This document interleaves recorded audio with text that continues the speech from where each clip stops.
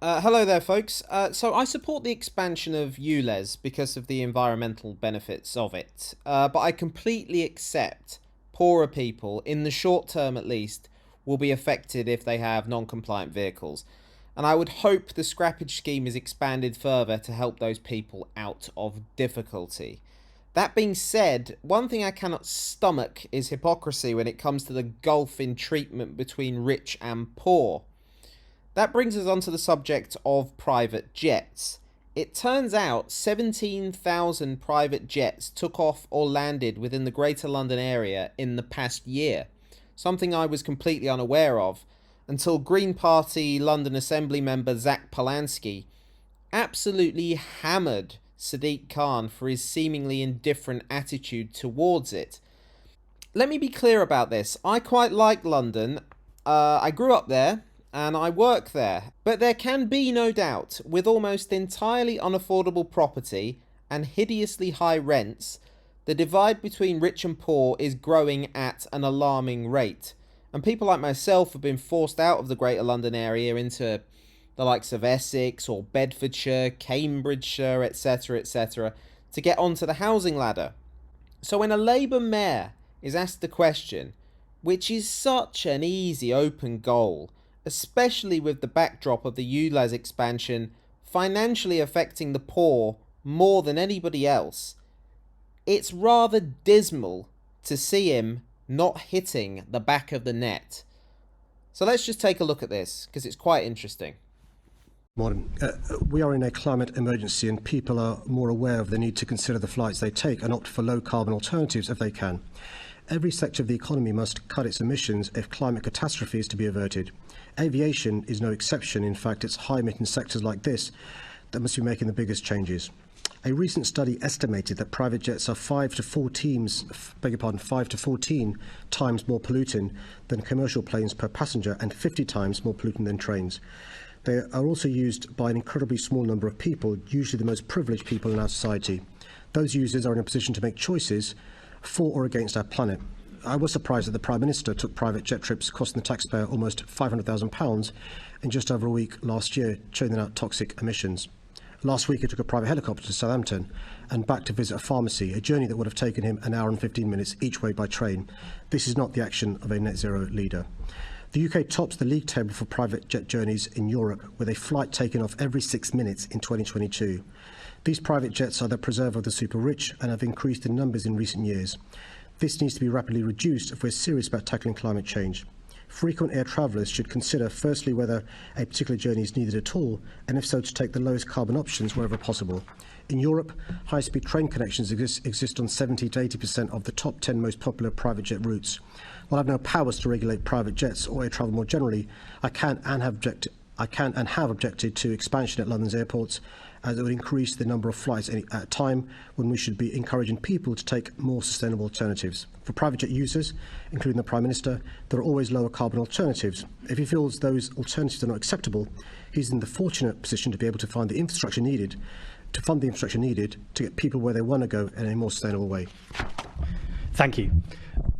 London is Europe's private jet capital, and these are really bad both for air pollution and for carbon emissions.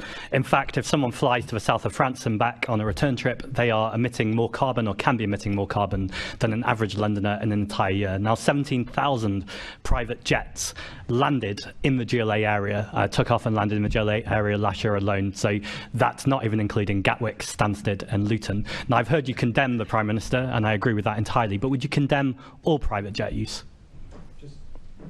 Just to amplify your point, of the most popular routes in Europe, the three most popular all fly from London. One to Paris, one to Nice, one to Geneva. Look, I accept there may be circumstances where somebody may need to use a private jet, but the point I said in my substantive answer remains. There are alternatives available, including commercial flights, and people should consider the alternatives, particularly when we know the carbon footprint of private jets is so much greater than commercial lines and other alternatives as well. Can I ask you for an example of where someone should be using a private jet? A private jet to London to Paris. The Eurostar is fantastic. Other brands aren't available, I'm afraid, in relation to trains. But London to Paris is a good example where actually, by the time you've got to the airport, they do tend to be outside London, by the way, the Stansteads, the Lutons and so forth. Getting to King's Cross, jumping on the train, getting to Paris is probably quicker, as well as less carbon footprint than taking your private jet from London to Paris. So 1% of aviation, 1% of the people are doing over 50% of the global aviation emissions. So can I just absolutely clarify, you do condemn all private jet use? No, I think I just said I can appreciate there may be exceptional circumstances.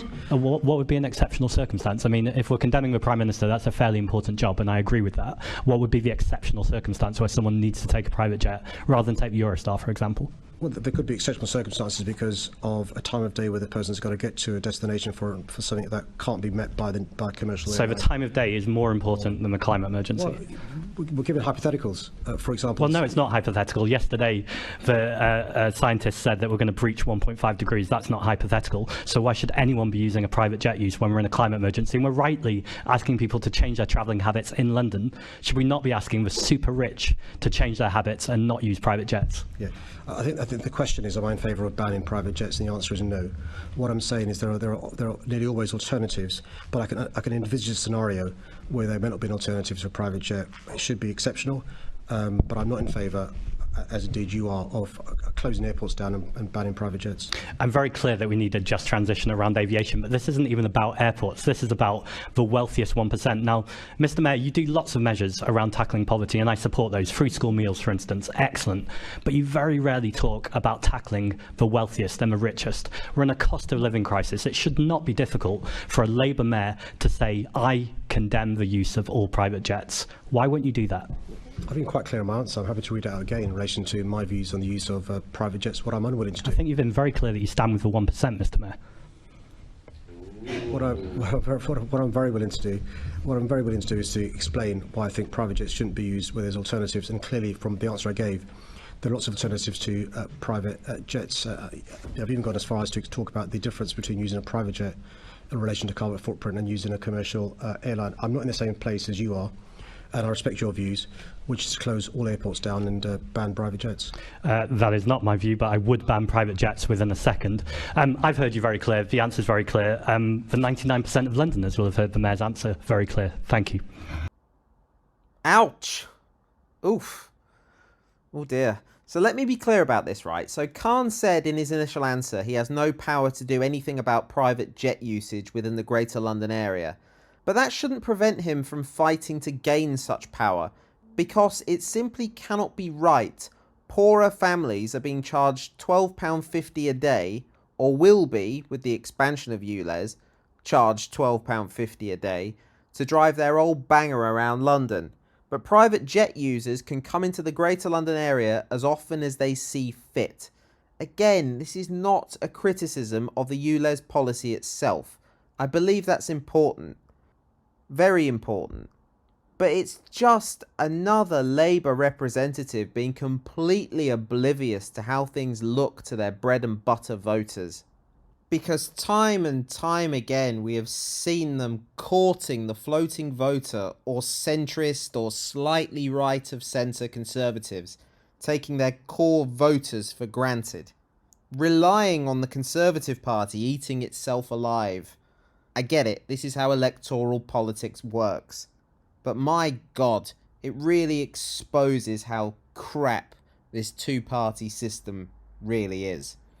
So it was great to see Zack Polanski here, a guy with some actual beliefs, whether you agree with them or not, hammering the mayor on something a lot of poorer Labour voters in London will be already saying themselves.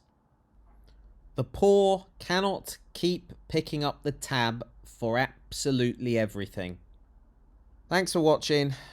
Don't forget to like, don't forget to subscribe, and feel free to comment. I read everything. Don't necessarily reply because I'm working 45 hours a week. But don't worry about me. Alright, take care, folks.